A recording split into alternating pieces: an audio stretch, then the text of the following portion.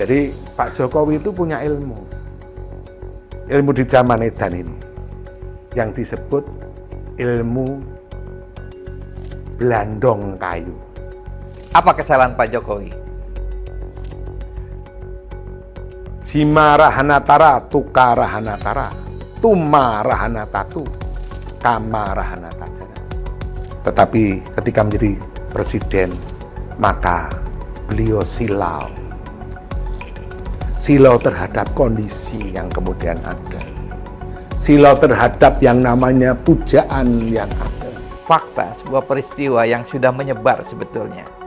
Ketika ibu Pak Jokowi wafat, sedo, kita semua tahu kenapa Bu Iriana tidak berkenan datang, Pak. Ada masalah apa, Pak?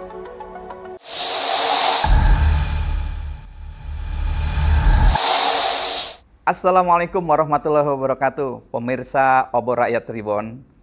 Siang ini alhamdulillah kita memulai podcast kita yang pertama ini. Menarik, kita bertemu dengan Pak Eko Galgendo. Beliau adalah penasihat spiritual dan panglima perang dari Presiden Joko Widodo. Pemirsa, Raden Ronggowarsito, seorang intelektual, penyair kerajaan Mataram yang lahir di awal abad ke-19, pernah menulis sebuah serat yang sangat terkenal, serat Kalatido. Saya bacakan. A menangi zaman edan, eueuh aya ing pangbudi, melu edan ora tahan, yen tan melu anglakoni, boya kaduman melik, kaliren weksanipun dilalah kersa Allah, begja-begjane kang lali, luwi begjane kang eling lan waspada. Kira-kira terjemahan bebasnya, mengalami zaman edan, sukar sulit dalam akal ikhtiar, turut gila tidak tahan, kalau tak turut menjalaninya, tidak kebagian milik, kelaparanlah akhirnya, takdir kehendak Allah, sebahagia-bahagianya yang lupa, lebih berbahagia yang sadar dan waspada. Baik pemirsa, bersama kita, terima kasih Pak Eko Galgendo. Seperti saya sampaikan tadi, beliau adalah penasihat spiritual Presiden Joko Widodo. Beliau dan juga Panglima Perang ya Pak Eko ya. Beliau lahir di Solo. Saya pertama ingin mengulik sedikit tentang Pak Eko. Pak Eko, bagaimana ceritanya Pak Eko menjadi penasihat spiritual sekaligus Panglima Perangnya Pak Jokowi? Jadi yang sekarang ini lebih sering dipahami secara umum, karena kita ini dekat dengan para pemuka agama-agama, dekat dengan para raja, kemudian kita juga dalam eksistensi yang terakhir ini adalah lebih kepada kedekatan kita dengan beliau-beliau, maka orang lebih memahami kita ini sebagai penasihat spiritual atau sebagai tokoh spiritual. Tetapi kalau kemudian kita lihat kembali bahwa siapa orang yang mendirikan posko Pak Jokowi di tahun 2014 di kota Medan, itu juga kita sendiri. Terus kemudian kita mendirikan posko juga di Kalimantan, di Sumatera, kemudian di Sulawesi, di Bengkulu, di Bali, sampai kemudian di Jawa juga pastinya, kan gitu. Itu 2002 itu Pak Jokowi sudah kenal Pak Eko atau belum? Ya, saya belum dilibatkan. Dia mau jadi wali kota kan 2004. Jadi beliau juga tidak tahu bahwa saya ini diberi pesan-pesan yang sangat khususon dari Sri Susuhunan untuk masalah 12 untuk permasalahan berbagai permasalahan bangsa negara ini dari setiap zaman ke zaman gitu. Coba kita lihat misalnya. Maaf Pak Eko, pertemuan Pak Eko dengan Pak Jokowi terjadi awalnya kapan? Jadi saya bernilai pada waktu saat itu dia sudah punya keinginan untuk menjadi Wali Kota. Wali Kota 2004. 2004. Pertemuannya kalau tidak salah di daerah tempat keluarga kita dia ya. Jadi di sebelah utara Joglo itu. Saya nama tempatnya ini sekarang baru lupa, tapi di sebelah utara dari Bonoloyo itu banyak orang Pak Jokowi itu di situ. Beliau menghadirkan saya untuk memberikan sambutan di acara tersebut. Dia juga kalau nggak salah ngundang wakil wali kota Solo. Pak Rudi. Bukan, Pak Rudi belum. Pak J. Suprapto. Ya karena saya ini kan pernah menjadi ketua lintas agama di Solo sebelum nasional. Sehingga saya punya hubungan dekat dengan Pak J. Pak J paling tidak membantu mendorong untuk kemudian mau atau berkenan hadir di acara tersebut. Karena saat itu ya pastinya belum banyak orang mengenal Pak Jokowi. Hampir sedikit sekali orang tahu Pak Jokowi ya. Karena beliau masih pengusaha kayu ya kalau nggak salah. Pengusaha mebel. Mebel ya. Pengusaha mebel, itulah. Makanya sewaktu saya juga tidak menyangka juga ya, Pak Jokowi akhirnya menjadi presiden. Apalagi beliau itu kan pengusaha atau mengolah kayu menjadi mebel. Jadi Pak Jokowi itu punya ilmu di zaman edan ini, yang disebut ilmu blandong kayu. Jadi ilmu blandong kayu itu secara umum ya orang yang kemudian, mohon maaf ya, dia menebang hutan, tapi kadang keluar dari aturan, keluar dari hukum yang namanya sebenarnya. Ilmu blandong kayu. Nah, tapi ilmu juga ilmu. Ya, Jadi kita tidak bisa mengatakan ilmu itu sebagai suatu kejahatan. Ilmu adalah ilmu. Nah, ilmu blandong kayu itu melihat kayu atau pohon gitu. Seorang Pak Jokowi itu sudah tahu dia.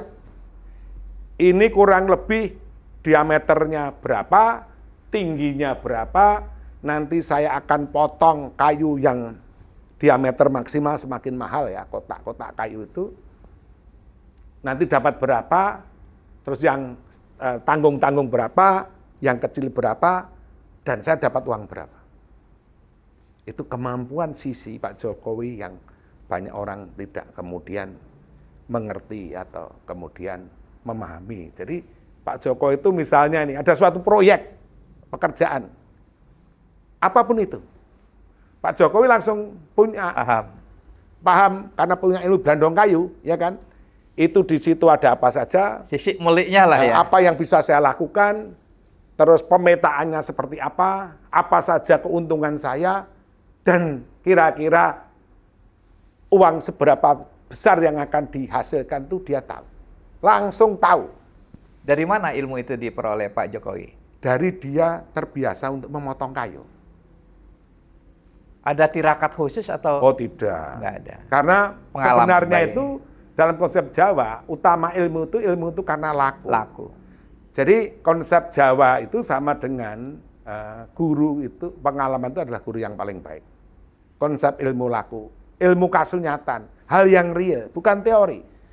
Nah di situ saya masih ingat, mengapa beliau mengajak serta Erick Thohir, kedua pernah juga yang kena masalah hukum itu, yang Menteri Pendidikan itu siapa? Nadiem gitu. Dan beberapa pengusaha yang diajak. Ini saya tidak dengar sendiri ya, tapi sekarang saya sudah tidak mendampingi.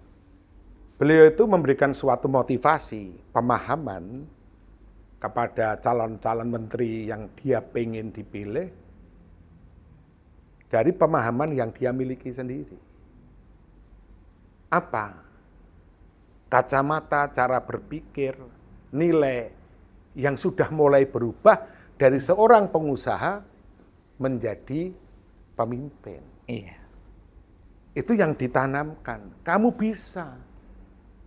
Kamu akan bisa menjadi pemimpin yang baik. Kamu bisa berubah. Gitu. Itu yang ditanamkan. Tetapi ternyata yang terjadi tidak seperti yang dia harapkan juga. Mereka walaupun sudah kaya, ya akhirnya malah tambah memperkaya. Mereka yang sudah kemudian ada, secara duniawi malah menambah keadaannya. Iya, iya. Jadi akhirnya Jokowi sendiri dikepung oleh gerombolan tadi yang tidak bisa berubah ketika dia sudah diberi tempat yang diajak untuk berpikir tentang bangsa dan negara, tetapi merubah. Watak ini kan nggak sulit. Iya, iya. Watuk gampang sembuh. Watak ini yang tidak kemudian. Sebelum ke sana Pak Eko, bagaimana, maksud saya, apa yang Pak Eko lakukan bersama Pak Jokowi misalnya untuk pengawalan atau memulai bahwa Pak Eko kemudian menjadi penasihat spiritual beliau? Saya yakin ada hal-hal yang dilakukan, misalnya mandi atau apa gitu. Oh tidak. Jangan kita berpikir bahwa spiritual saya ini lebih menjurus ke klenik. Salah besar. Saya ini kan besar di lingkungan para raja. Besar dengan para pemuka agama. Yang namanya spiritual itu dari kata spiritual. Artinya kekuatan jiwa Tuhan yang tual, universal untuk semuanya. Jadi kita dididik, dilatih secara tidak langsung oleh para pemuka agama. Kita dalam memahami nilai-nilai keagamaan itu yang universal. Memahami Tuhan secara universal. Demikian juga ketika bersama dengan para raja. Dijadikan ketua umum lagi kan saya ini. GMR itu ketua umumnya kita.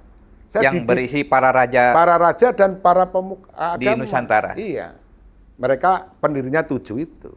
Jadi orang yang dilatih, dididik oleh para pemimpin untuk menjadi pemimpin ya kita ini. Maka saya tidak henti-hentinya siapa orang yang dapat menjadi putra terbaik bangsa negara ini. Jadi awalnya Pak Eko menganggap tahun 2004 itu menganggap bahwa Pak Jokowi layak untuk didukung memimpin Solo saat itu ya. Solo, pasti ya. Solo, dimulai dari Solo. Semuanya ada tahapan. Oke. Semuanya ada tahapan, step by step. Yang kadang kita juga tidak mengerti dalam konsep misteri spiritual tadi. Oke. Ya kan? Jadi suatu hari pernah saya ini berdoa bersama. Tangan kiri saya memegang ibunya Pak Jokowi. Tangan kanan saya memegang Pak Jokowi.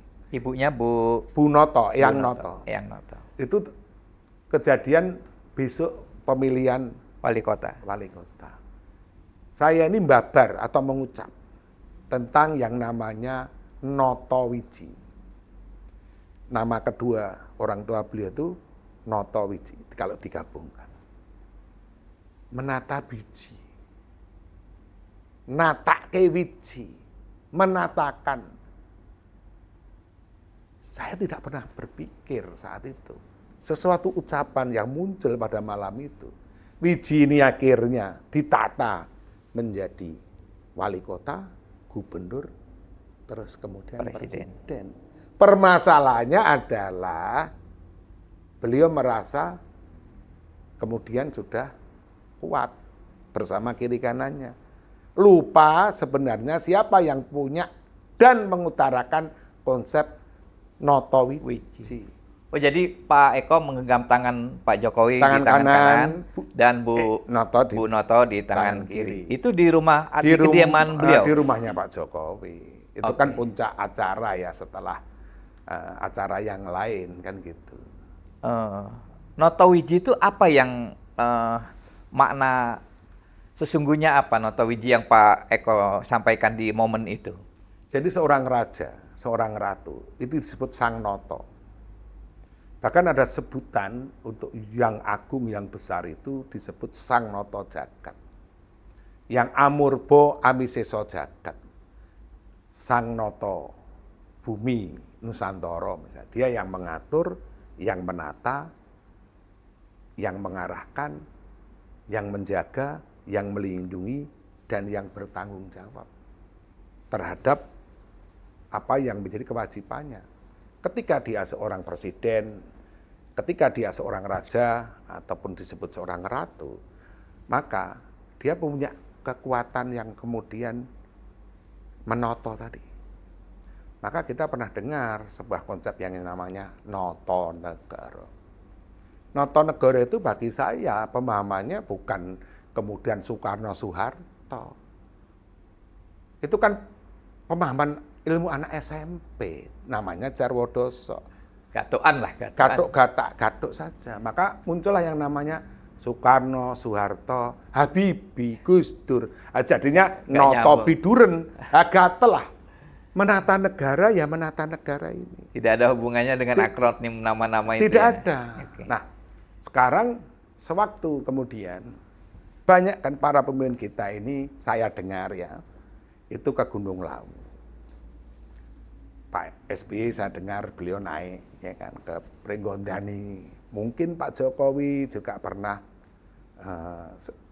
pergi ke Candi Cetha, mungkin dalam hal yang lain. Nah, kalau kita melihat posisi Gunung Lawu sendiri, sebenarnya itu kan perbatasan antara Jawa Tengah sama Jawa Timur. Jadi ini bisa dilihat kenapa para presiden itu kalau nggak dari Jawa Tengah, dari Jawa Timur, kecuali Pak Habibie kan terusan itu. Dan itu sebenarnya sejak zaman dahulu, bukan hanya zaman sekarang. Para raja-raja itu dulu juga kemudian berusaha untuk dapat menata negara ini dengan baik. Itu mereka datang ke Candi Cetha ataupun di sekitar wilayah yang lain. Nah, kalau menurut saya, Candi Cetha itu kan dibangun abad 14. Namanya pasti bukan Candi Cetha, karena Candi Cetha itu bahasa sekarang. Tapi nyata. Nyata. Kalau sekarang menjadi nyata, karena tempatnya di atas, katanya bisa lihat ke bawah. Tapi menurut saya yang benar adalah Candi Satya. Satu Esa atau Tuhan, Tia itu janji. Jadi janji kita kepada Tuhan. Lambangnya apa? Lambangnya adalah,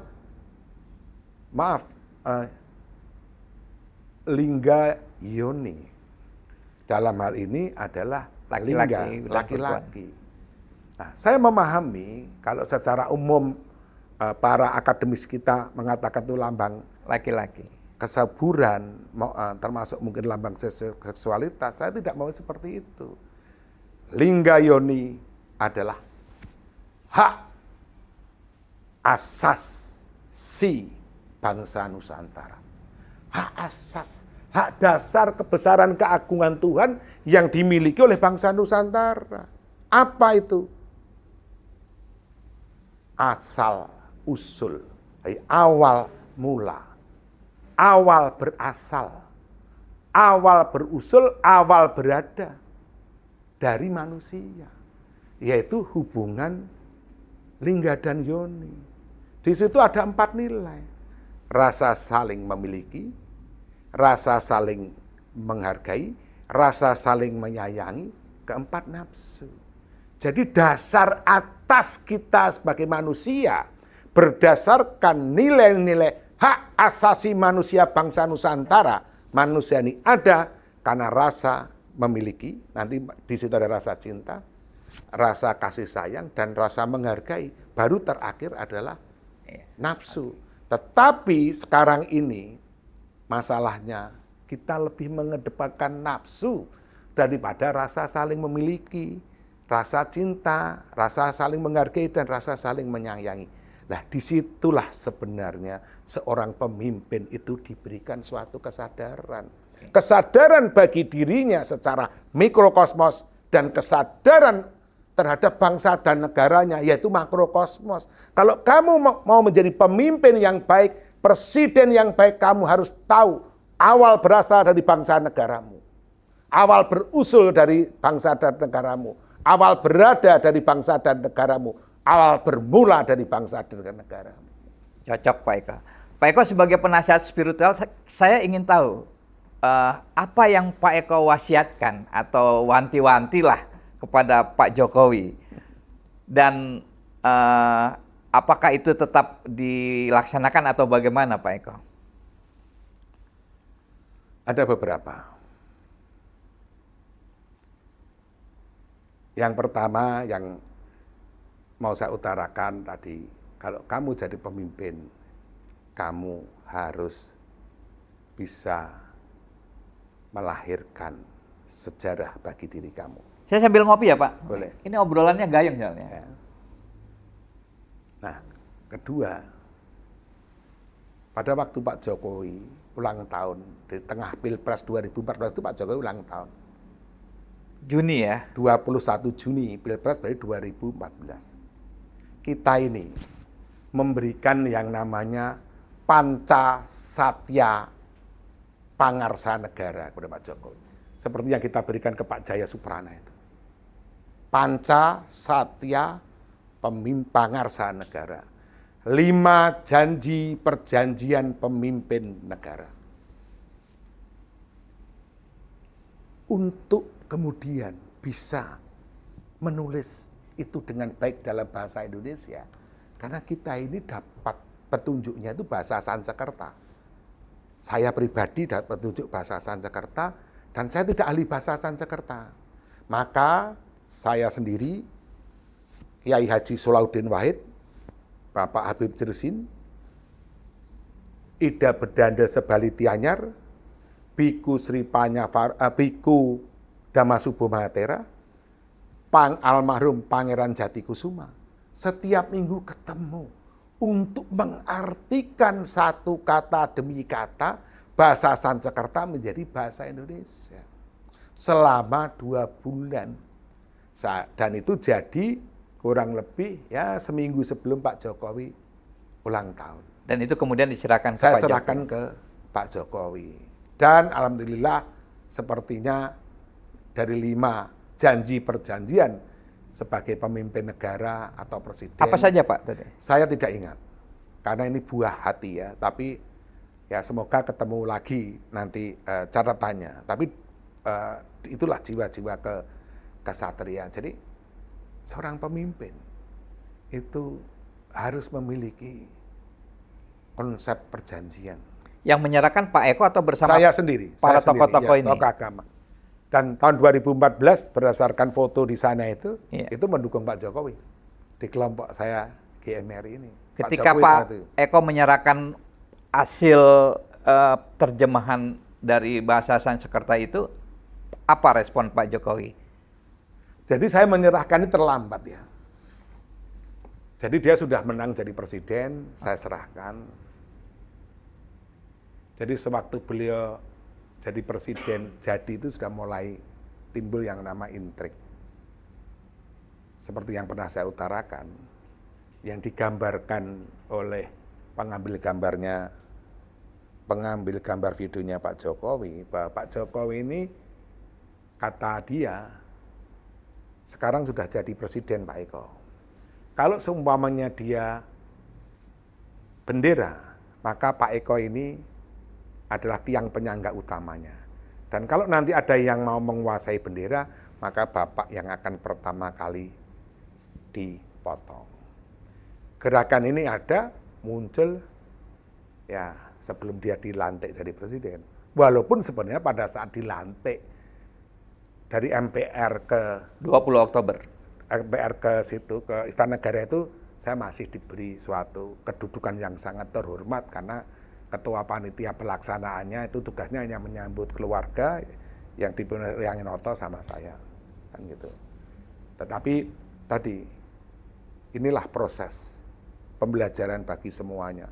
Jadi kalau segala sesuatu yang kita ungkapkan ini adalah pembelajaran untuk semuanya, untuk calon-calon pemimpin yang akan datang, untuk presiden yang akan datang gitu.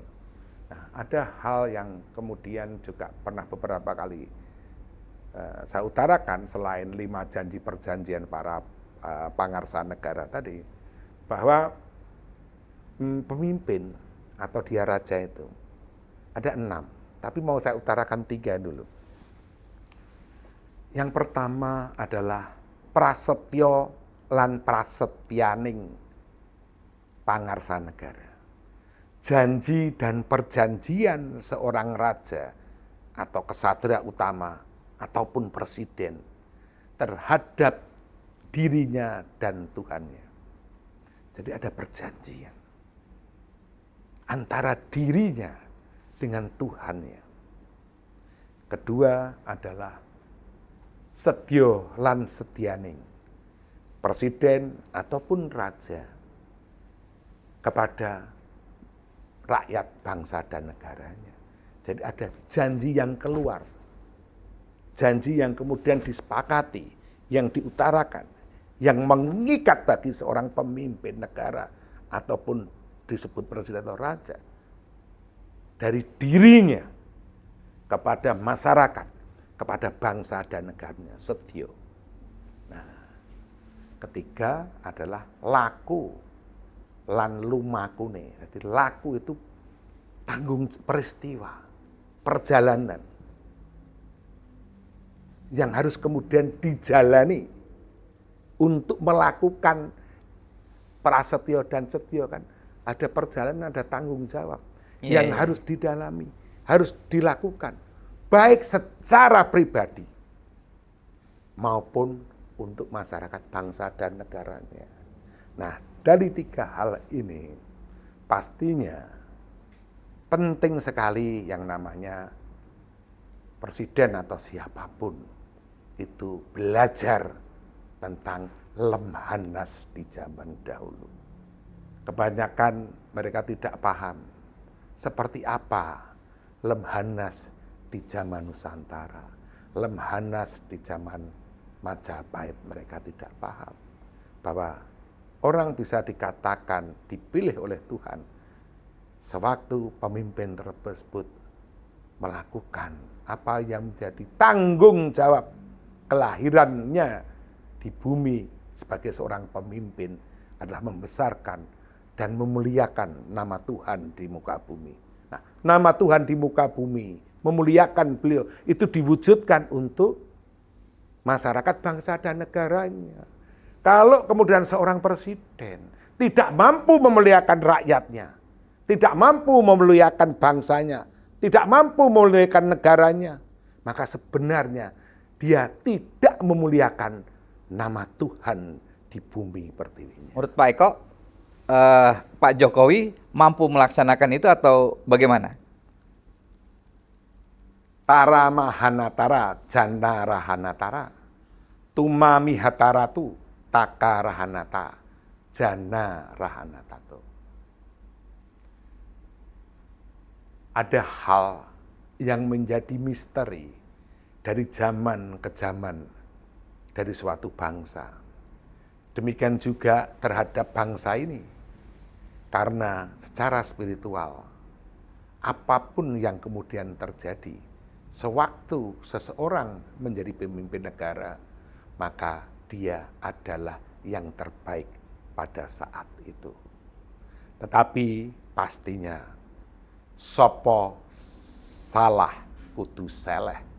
Siapa yang kemudian bersalah, dia harus kemudian menerima tanggung jawab dari kesalahannya. Apa kesalahan Pak Jokowi? Jima rahanatara, tuka rahanatara, tuma rahanatatu, kama rahanatajana. Pak Jokowi berbeda. Sewaktu dia menjadi wali kota, bahkan mungkin sampai kemudian gubernur, dia masih mementingkan kepentingan bangsa dan negaranya. Tetapi ketika menjadi presiden, maka beliau silau. Silau terhadap kondisi yang kemudian ada. Silau terhadap yang namanya pujaan yang ada. Silau terhadap yang namanya pujian. Silau terhadap berbagai sambutan. Silau terhadap karpet merah. Silau terhadap angan-angan yang ingin dia capai. Silau yang akhirnya menjadikan dia tidak bisa membedakan mana pilihan yang jelas yang harus dilakukan. Maka siapapun yang menjadi pemimpin, jangan silau terhadap dunia. Jangan silau terhadap harta. Jangan silau. Karena setelah engkau silau, maka kamu tidak bisa melihat ke depan. tapi kamu bisa melihatnya hanya di samping kiri kananmu. Maka karena silau terhadap duniawinya, silau terhadap kekuasaan, maka yang dia lihat hanya kiri kanannya, maka didukunglah anaknya, didukunglah kiri kanannya, karena dia sudah silau dengan duniawi dan kekuasaan. Tadi Pak Eko bilang ketika masih jadi wali kota dan gubernur, Pak Jokowi masih oke, masih mementingkan kepentingan bangsa yang didahulukan. Kemudian ketika menjadi presiden berubah menurut Pak Eko. Apa yang menyebabkan itu, Pak? Pengaruh orang. Apapun saya di wilayah ring 1 secara geografis, apapun saya ini juga pasti mengikuti hal-hal yang pokok, yang penting bagi saya. Gitu. Misalnya, ini kalau saya mengingatkan kembali saja. Jadi masalah COVID-19. Kalau kita ingat periode waktu demi waktu, kebijakan presiden itu ada statement beliau yang kemudian pada awalnya beliau mengatakan bahwa untuk kemudian kita menghadang atau kuat terhadap permasalahan COVID-19, kita mesti membumi. Saya masih ingat. Alhamdulillah, kebetulan saya menulis 14 tulisan hanya diberikan kepada Pak Jokowi atau di lingkungan istana saat itu. Membumi. Jadi artinya apa? Dalam pemikiran saya, bukan hanya kebijakan membumi, bukan hanya politik yang membumi, tapi ekonomi yang membumi, kebijakan yang membumi. Membangun kembali akar nilai perlawanan yang membumi. Seterusnya, judulnya membumi. Tetapi sewaktu 1 minggu setelah dia konsepnya membumi, tiba-tiba Gubernur DKI, Bapak Anies Baswedan, mengatakan apa? Lockdown. Blank dia. Blank. Ketika dia blank, ditambah lagi 10 atau 2 minggu kemudian, karena permasalahan pilkada di Surakarta, wali kota Surakarta saat itu, Saudara Rudi, mengatakan hal yang sama, Solo lockdown. Saya tahu Jokowi blank, sedangkan saya kan Kenapa? tidak. Bukankah itu konsekuensi dari COVID kan? Tidak. Jadi saya ini kan mencari pemimpin besar, bukan pemimpin. Bukan, maksud saya lockdown itu kan sebuah... Bukan, itu masukan. Masukan, saya dengar diteleponi pemimpin negara, kan gitu. Ini contoh ini, Brunei Darussalam. Sultan Brunei Darussalam, sampai hari ini saya masih hafal apa yang kemudian diputuskan beliau sebagai sultan. Saya hafal, saya utarakan. Mereka nggak lockdown maksudnya? Tidak, kalimatnya begini. Saya pengen Jokowi jadi pemimpin besar, harapan saya. Kalimat begini. Saya, Sultan Brunei Darussalam, kepala negara dan juga kepala kerajaan pemerintahan, memberikan suatu arahan serta tanggung jawab sehubungan dengan penanganan COVID-19 di negara kerajaan Brunei Darussalam. 1, tugas negara adalah mempersiapkan segala bentuk perlindungan, pengamanan, fasilitas, kesehatan, dan lain sebagainya untuk kemudian membantu mereka yang terkena permasalahan COVID-19. Kedua, tetap memberikan arahan dan perintah kepada seluruh rakyat kerajaan atau negara Brunei Darussalam untuk melakukan hal-hal yang berhubungan dengan permasalahan COVID. Artinya mereka tidak lockdown ya Pak ya? Mereka tidak lockdown, mereka harus kemudian kembali bekerja, tetapi tetap menjaga kesehatan, tetap menjaga yang namanya. Itu berarti ketika Gubernur Anies dan Wali Kota Rudi, Wali Kota Solo melockdown, itu pukulan buat Pak Jokowi? Pak Jokowi pribadi. Di sisi lain saat itu, kiri kanannya mendukung pandemi. Karena kalau kemudian pandemi itu menjadi bencana nasional, maka APBN semuanya itu bisa dipakai untuk masalah itu. Dan itu yang kemudian terjadi. Itu hubungannya dengan mundurnya Menteri Kesehatan, Bapak Terawan. Oke. Pemirsa, kita sekarang sedang berada di ruang kerja Pak Eko. Jadi kita sengaja Obor Rakyat akan mendatangi tokoh-tokoh, dan ini kami mendatangi Pak Eko ke tempat kerjanya, dan di belakang ini gambar, kalau saya tidak salah gambar Semar ini. Wah, itu Semar bersama Pak Eko itu kan. Ini maknanya apa nih Pak Semar ini kan? Maknanya apa ini? Jadi Semar itu simbol ya sebenarnya bagi nilai dunia pewayangan yang ada sebagai manusia setengah dewa yang selalu mendampingi para kesatria atau para raja untuk mereka menjadi pemimpin yang bijak dan mampu menyelesaikan setiap permasalahan negara. Jadi Semar ini dalam konteks dunia pewayangan itu ahli politik negara, ahli tata negara, ahli memberikan nasihat kepada para raja dan para kesatria. Kedua, simbol yang pertama ini itu diberikan tahun 2014.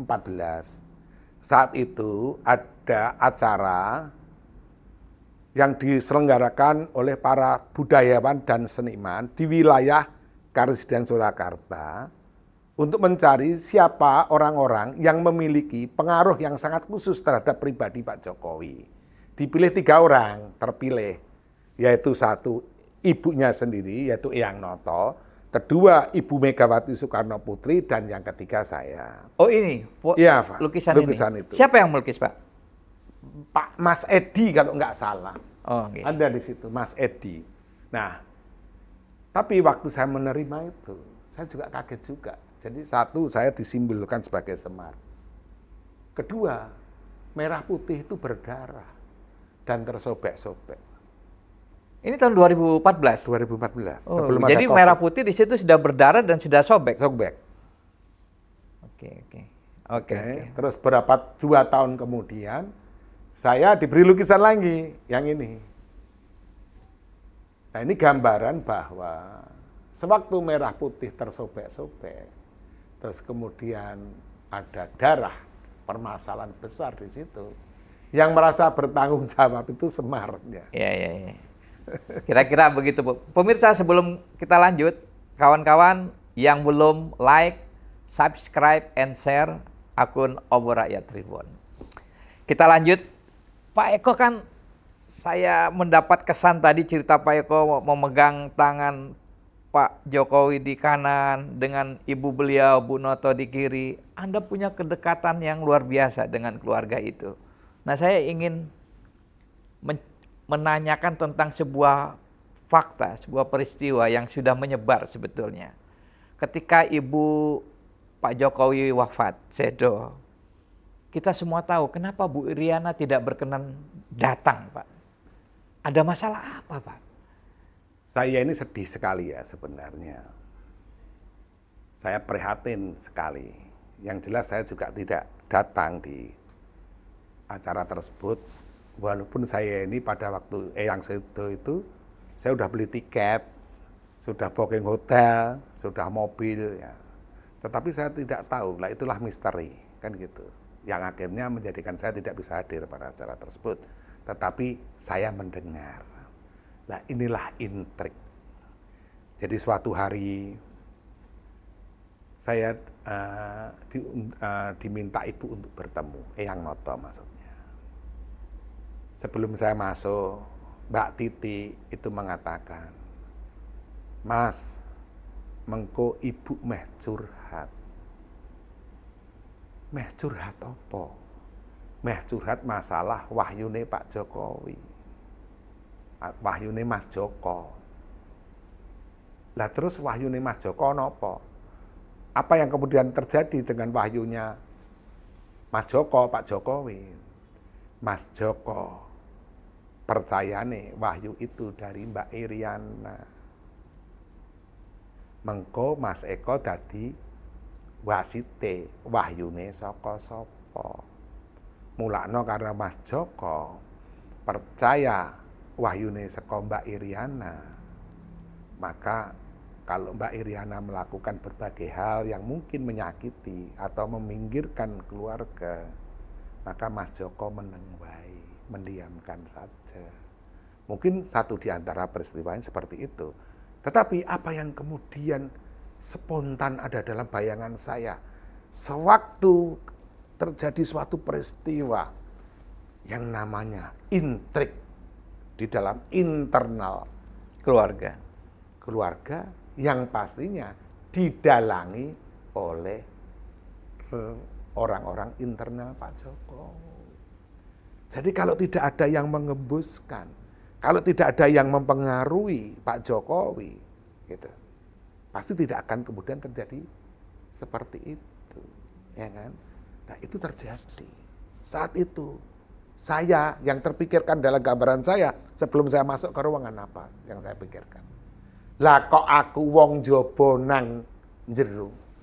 Lah kok saya orang di luar keluarga masuk di dalam ranah keluarga. Ibu sama istrinya aja diadu domba oleh intrik sengkuni ataupun orang-orang internal yang sangat mempengaruhi di situ. Sehingga awal mulailah nanti yang kemudian menjadi permasalahan sampai hari ini. Di mana sewaktu Ibu Iriana saya dengar mengusulkan sesuatu, Pak Jokowi tidak bisa menolak. Karena tadi intrik tadi sudah dipengaruhi. Sedangkan kita sudah tidak mungkin memberikan masukan lagi. Karena Pak Jokowi juga tidak pernah diperkenankan untuk bertemu dengan saya ini. Siapa yang tidak memperkenankan? Yang melarang Pak Eko bertemu Pak Jokowi? Pak Jokowi tidak boleh ketemu dengan saya. Ya, siapa yang melarang? Ya. Saya dengar ini, saya nggak tahu. Ini intrik itu kan sudah terjadi sebenarnya sebelum Pak Jokowi dilantik. Sampai kemarin. Kemarin itu kurang lebih ya tahun 2025 ya. Kalau awalnya, ini saya dengar saja, saya tidak tahu. Awalnya ya pasti internal, aspri presiden, mungkin beberapa menteri gitu, yang mungkin tidak memperbolehkan ring satu Pak Jokowi lah, jangan ketemu, kan gitu. Nah, mereka pasti ada kekhawatiran. Bahkan ini yang diutarakan Pak D-nya ke saya. Jadi pernah sekitar tahun berapa ya? 2016-17, saya didorong untuk kembali mendampingi Pak Jokowi. Didorong oleh ibunya, oleh Pak D-nya, dan cukup banyak tokoh yang saya tidak sebut. Jadi kembali. Bapak terbatasilah. Nah, yang saya ingin tahu Pak Eko, ketika Eyang Noto ya curhat atau apalah ya, matur gitu ke Pak Eko atau cerita lah gitu ya. Apa yang beliau ceritakan? Beliau itu kan orang tua yang bijak ya. Sangat bijak. Beliau menceritakan tadi habis di demo. Itu kejadian berarti 14. Itu pertemuan di rumah beliau di Solo? Di rumah beliau di Solo, habis di demo. Didemo oleh laskar. Berarti 14 itu, ya kan? Di demo beliau itu. Didemo oleh laskar. Terus kemudian beliau ditemani oleh almarhum juga Pak Dimyono gitu. Cerita beliau mau Mas Miono yo rene, kowe kan yo ngerti Pak Dimo kuwi apa kaya ngopo istilahnya karakternya. Kamu kan yang tahu Pak Dimo. Jadi dia kadang membahasakan Pak D-nya Pak Jokowi juga Pak D saya. Tahu karakternya karena hubungan dekat kan. Sopan santun lah. Sopan santun gitu. Hubungannya sudah dekat gitu. Sehingga Masmu Pak D Mas Miono panjenengan medal lagi mawon. Karena dia tahu Pak mesti emosi. Nah, terus diterimalah mereka yang demo beliau itu, diterima, diajak bicara, dan kemudian bisa diselesaikan dengan baik. Gitu. Maksudnya apakah Eyang Noto cerita ke Pak Eko terkait Bu Iriana kenapa? Jadi tidak. Eyang tidak cerita, tetapi dari situ saya paham bagaimana seorang ibu rumah tangga yang kemudian biasa sekali, yang kegiatannya masalah sosial, bisa kemudian menangani dengan bijak. Orang-orang yang marah datang mendemo dia karena permasalahan anaknya, diterima dengan bijak. Yang namanya orang mendapatkan atau bisa memberikan turunan wahyu, apapun berkah dari Tuhan, itu cirinya sudah sangat jelas. Apa cirinya? Kalau dia tidak mampu, dia dimampukan. Kalau dia tidak bisa, dia dibisahkan. Kalau dia tidak kuat, dia dikuatkan. Nah ini kan semuanya ada pada ciri tersebut. Dengan beliau cerita itu, secara spiritual, secara hati, saya sudah paham bahwa ini sebenarnya sosok kuat yang menjaga sama melindungi Pak Jokowi. Saya kebetulan cukup mengikuti pemimpin-pemimpin kita lah. Saya cukup ini. Saya melihat bagaimana hubungan misalnya zaman Pak Harto, Pak Eko, hubungan antara Ibu Tin, ibu negara kita ketika itu dengan Eyang Siti, ibunya Pak Harto, yang selalu digendong-gendong oleh Pak Harto. Kalau berobat digendong-gendong pakai itu.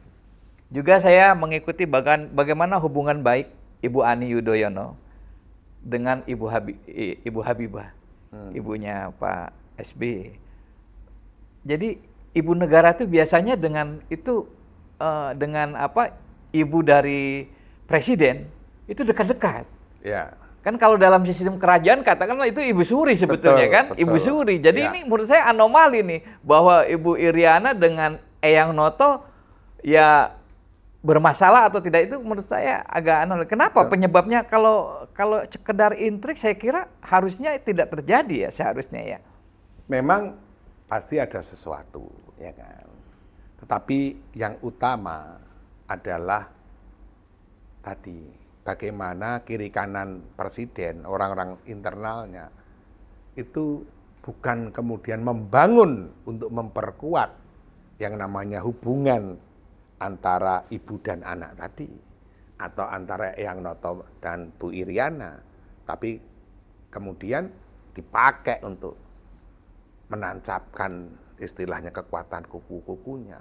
Sudah jawabannya jelas, Pak Jokowi dijauhkan dari keluarganya. Itu intriknya itu seperti Pak Jokowi dijauhkan dengan keluarganya. Saya udah bicara itu sama keluarga. Baik. Nah, ketika presiden dijauhkan dari keluarganya, kemudian yang masuk otomatis keluarga Bu Iriana. Sampai ada keputusan presiden kan, bahwa keluarga dilarang bisnis.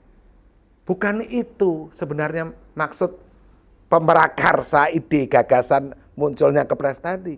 Presiden dijauhkan dari keluarganya, tidak ada ruang kontrol, tidak ada ruang pengawasan dari keluarga lagi. Dibiarkan dia sendiri. Jadi Pak Jokowi dijauhkan dari keluarga Pak Jokowi ya? Iya. Intrik dari Kepres ya, pernah dengar itu? Iya. Kalau saya awalnya tadinya membaca itu niatnya baik gitu ya. Bahwa Presiden anti KKN gitu. Betul. Kan gitu. Rupanya ya, saya baru mendapat angle lain dari Pak Eko. Betul. Ini saya kira bagaimanapun ini begini.